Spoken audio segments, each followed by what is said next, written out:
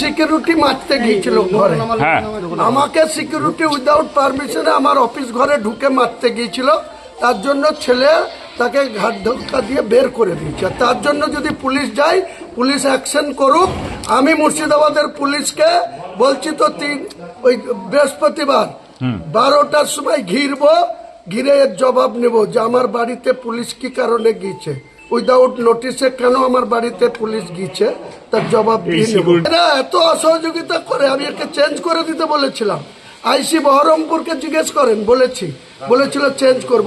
I রাজা বাবুকে জিজ্ঞেস করেন, যিনি আছেন আই সাহেব, তিনাকে বলেন এনাদের এত ফোর্সের ক্রাইসিস, বাধ্য করে ওদেরকে আমাদের সঙ্গে রেখেছে। আর তারা এত ঐধত্য তাদের, আমার ঘরে ঢুকে আমাকে চেঞ্জ করছে, আমাকে উল্টি মারবে এরকম অবস্থা।